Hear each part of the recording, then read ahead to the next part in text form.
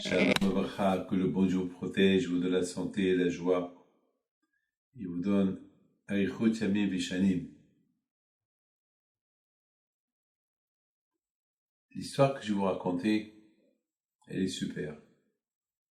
Elle est super. Vous savez, on vit avec les histoires. On écoute des histoires tout le temps. Ça nous renforce. Ça nous renforce. Et Ezat Hashem, il faut savoir une chose, que ne croyez pas que les histoires qu'on raconte tout le temps, il ne faut pas trop, on les raconte uniquement pour qu'on se renforce dans la Torah, dans la Emouna. L'histoire que je vous raconte aujourd'hui, elle est vraiment magnifique. Vous savez que lorsque nous avons reçu la Torah, avant qu'on a reçu la Torah, Akadosh Baruch Hu, il nous a enrichis. Il nous a donné plein d'argent. En Égypte, dans la mer. Et on était gâtés. On voyait des miracles. On voyait des miracles. Des miracles. À tel point que, à un moment donné, lorsqu'ils ont traversé la mer, ils ont dit, Hachem, il aura ouvert le ciel pour que les gens y voient que Hachem existe. C'est dur de vous dire, il aura ouvert le ciel. Mais Hachem, il a donné la prophétie à tous les Juifs de voir ce que personne ne pouvait voir. Des miracles, plein de miracles. Et tout ça pourquoi? Parce qu'Hachem, il a voulu dire au peuple juif, vous avez le potentiel de voir ce que vous avez vu maintenant. Ce que vous avez maintenant, c'est du gratuit. C'est comme je donne à quelqu'un de l'argent, pendant une semaine, moi, je te donne de l'argent, de quoi vivre. Voilà, après tu te débrouilles. Au moins, ne perds pas ton temps. Pendant cette semaine que tu as de quoi vivre, alors essaie de trouver du travail. Alors quand je me retrouve, Hachem, il a voulu montrer aux Juifs qu'ils sont capables de voir tout ce qu'ils ont. Et après, Hachem, il leur a plus montré tout ce qu'il leur a montré. Après, c'est à eux de travailler pour voir ce qu'on ne peut pas recevoir gratuitement. Comme Rabbi Haim Pinto, alav shalom. Il voyait des choses. Il y a un Juif qui m'a raconté, il m'a dit, Rabbi David, c'est un professeur à Pantin. Il m'a dit, Rabbi David, tout le temps, mon grand-père, il me racontait ce que je vais vous raconter. Lorsque Rabbi Haim Pinto était vieux, il était un peu aveugle, il était en compagnie des gens. Et soudainement, il leur dit, voilà, tel et tel, il arrive. Faites-lui place pour qu'il s'assoie avec nous, pour écouter le cours. Alors, eux-mêmes, ils cherchent ce tel et tel, ils voient qu'il n'y a pas ce tel et tel. Et à un moment donné, ils le voient arriver. Ils ont dit, tu sais, Rabbi Haim Pinto, il a dit que tu arrives. Il nous a dit qu'on te fait la place, on a vu que tu n'étais pas là. Et tout.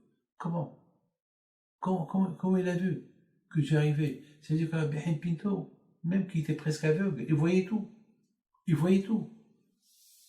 C'est-à-dire, mes amis, que chacun de nous, il a ce potentiel de tout voir, s'il veut. Chacun de nous, oui. Il y a un rabbin, Rabbi Shimon Emmanuel, qui raconte sur sa grand-mère. Elle était dans la Shoah, malheureusement, elle était dans les camps de concentration. Et malheureusement, là-bas, ils étaient des diables, les nazis étaient des diables, ils les faisaient sortir.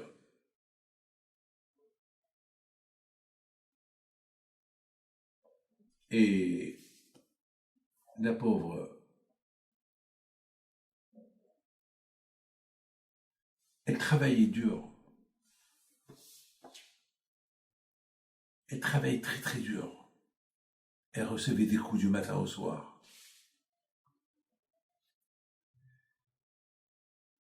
Il s'est passé quelque chose que les nazis, pour faire souffrir les juifs plus, ils mettaient des juifs qui commandaient des juifs.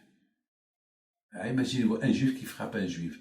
Un juif, le pauvre, il voit que le juif qui travaille, il est à bout de force. Il doit le crier, il doit le forcer. Et les nazis, ils se régalaient. La pauvre. Alors, il y avait une femme, sa grand-mère, de Rabbi Emmanuel, Hannah. Et cette femme-là, ils sont venus rapporter aux nazis qu'elle a fait une grave erreur. Alors, c'est quoi la grave erreur? Parce qu'elle a aidé quelqu'un. Alors, ils l'ont puni 2 jours de ne pas manger. 2 jours. Déjà, pour cette femme-là, elle pesait que 35 kilos. Tellement jeune. La punir de 2 jours sans eau, sans rien du tout, c'est la mort. C'est la mort, c'est tout. Alors maintenant, le juge nazi, il dit à Hannah, Hannah, tu veux te défendre? Tu as aidé quelqu'un, tu es condamné à 2 jours sans manger. Tu as un mot à dire pour ta défense? Elle n'a pas répondu. Elle n'a pas répondu. Elle n'a pas voulu rien. Elle a fait un geste. Non, j'ai pas de réponse. Donc le fait qu'elle n'a rien dit, donc alors ça veut dire qu'elle est d'accord avec le jugement qu'on lui a donné. Alors mes enfants, lorsqu'elle est rentrée après dans sa chambre, tout le monde est venu chez elle. Mais lorsque le juge t'a dit, est-ce qu'il y a quelque chose à dire pour ta défense, pourquoi tu n'as rien dit? Pourquoi tu n'as rien dit? Et tu t'es tué, et tu as accepté le jugement. Regardez qu'est-ce qu'elle répond cette femme-là.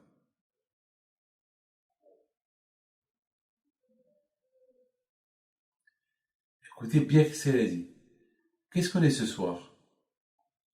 Ils ont dit ce soir c'est Shabbat. Très bien. Alors ce soir c'est Shabbat. Si j'aurais pris ma défense, le juif qui est responsable sur moi, il va être obligé d'écrire. Comment? Je vais laisser un juif écrire Shabbat? Donc j'ai préféré ne pas me défendre et me taire et ne rien dire. Pour ne pas que le juif qui est le responsable de ce camp-là, il ne soit pas obligé d'écrire Shabbat. Mais qui peut faire ça? Elle a préféré ne pas manger 2 jours, peut-être mourir, crever à la faim, et ne pas faire fauter un juif. Est-ce qu'il y a une femme qui peut arriver à ça? Avec un roi, un prince. C'est ça la Torah que Hachem nous a donnée. La Torah que Hachem nous a donnée, c'est pour arriver à ce qu'on est arrivé. Que le bon Dieu vous protège et vous donne la santé, la joie, la prospérité si Dieu veut. Et bien, Hachem, n'oublie pas de voter chasse si Dieu veut. Et puis, se retrouve de soit avec vous, avec la